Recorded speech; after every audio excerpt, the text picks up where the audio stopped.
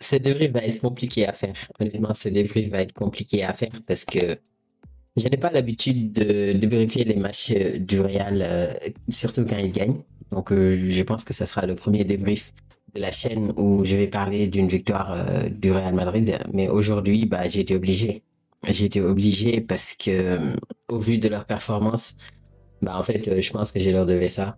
Je leur devais ça parce que quand ils sont complètement nuls à chier, celui-là, celui le premier à les tailler, mais aujourd'hui, ils ont surclassé leur adversaire. Le Real Madrid, c'est le genre d'équipe maintenant qui, quand tout le monde regarde, en fait, ils vont se dépasser. Ils vont se surpasser et surtout, quand personne ne les attend, ils sont capables de te sortir des performances XXL. Aujourd'hui, ils ont surclassé Manchester City. C'est abusé de se faire dépasser comme ça dans le jeu. Ce match-là, c'est pas parce que City, ils ont été faibles, hein. Déjà, City, ils ont été faibles.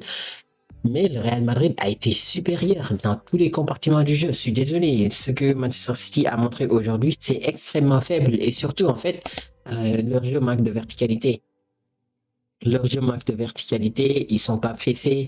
Ils jouent pas, en fait, pour jouer, pour gagner. En fait, je suis pas en train de remettre en question la performance du Real Madrid. On va en reparler juste un petit peu après.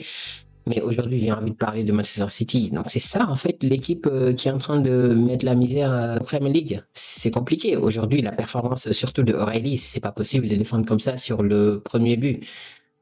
Quand tu es latéral, en fait, tu es censé comprendre la trajectoire du ballon et surtout anticiper. Et savoir que si tu anticipes, c'est soit pour mettre la tête et donc empêcher l'action, soit bah, pour gêner l'adversaire. Mais tu peux pas anticiper comme ça et rater complètement la trajectoire du ballon. Donnarumma qui fait une sortie complètement hasardeuse. Je pense qu'il voulait pas prendre le risque de mettre sa main et de toucher le ballon en étant en dehors de la surface. Mais je pense que s'il avait pris le risque, bah, il aurait pu sortir le ballon quand même. Mais dans tous les cas, aujourd'hui, franchement, je sais pas ce que Guardiola nous a fait aujourd'hui. Surtout avec le positionnement de Kusanov, moi j'ai pas compris parce que il est défenseur central et aujourd'hui tu le positionnes en tant que latéral, c'est compliqué. C'est pas le moment de tester en fait. C'est pas le moment de tester et aujourd'hui bah il a pris le bouillon face à Vinicius.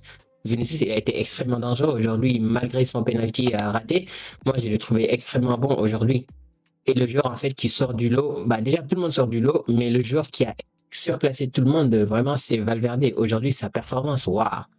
Mais c'est pas des buts genre tapin ou des trucs comme ça. Non, c'est des buts exceptionnels. Surtout le deuxième but là. Oh là là. Le deuxième ou le troisième. Ouais, quand il tue complètement Marc Guéhi, sur son contrôle et il vient allumer la case.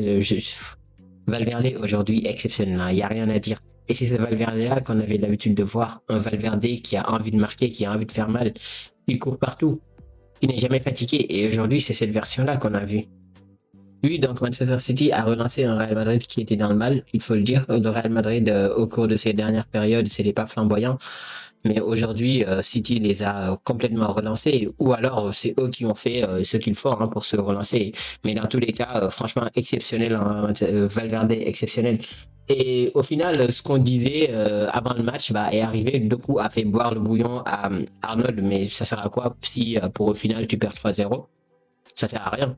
Aujourd'hui, City, ils se sont mis les bâtons dans les roues tout seuls. Moi, je pense pas qu'ils feront la remontada parce que c'est pas, en fait, c'est pas une équipe qui joue le tout pour gagner.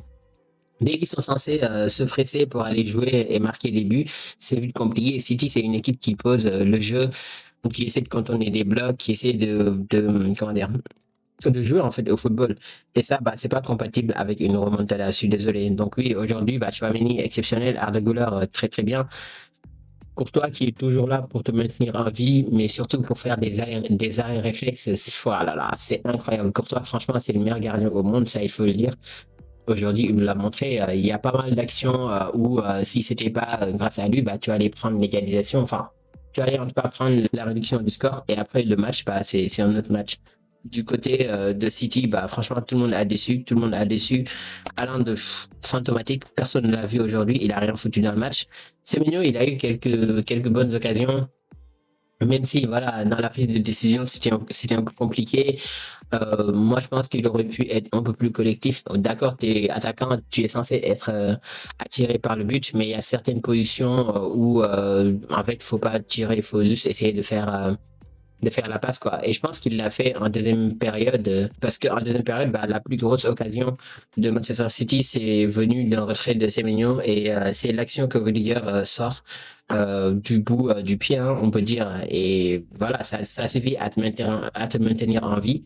Ça suffit bah, à surclasser ce Manchester City qui n'a pas été au rendez-vous aujourd'hui. Moi, je pense que le Real Madrid va se qualifier au match retour parce que le match retour, bah, peu importe comment tu vas jouer, bah, en fait, tu n'es pas sous pression. C'est ton adversaire qui a besoin de venir marquer des buts. Et du coup, même si ça se passe à l'Etihad Stadium, bah, si le Real Madrid joue exactement comme ils l'ont fait aujourd'hui, moi je pense qu'ils pourront sortir à Manchester City. Donc aujourd'hui, il part avec un gros avantage de 3 buts. Donc je pense qu'ils vont pas faire les fous. Ils vont, au pire, si ça se complique, ils vont mettre le bus et dégager les ballons. Mais je suis pas sûr qu'Arbeloa va jouer comme ça. Je pense qu'ils essaieront quand même de sortir et d'essayer de marquer 1 ou 2 buts à l'Etihad Stadium pour sécuriser le tout. J'ai quand même envie de souligner la performance de Mendy. Mendy, aujourd'hui, vraiment, il a été exceptionnel quand on pense que ça fait presque, oui, depuis le début de saison, on l'a pas trop vu. Il vient juste de revenir de blessure et au cours de ces 2 derniers matchs-là, il a été titulaire et il a sorti des performances exceptionnelles. Franchement, Mendy, gros match de sa part aujourd'hui. Donc oui, franchement, cette débrief-là ne me fait pas plaisir. Mais il faut quand même, voilà, il faut quand même souligner la performance du Real Madrid. Ils ont été totalement supérieurs.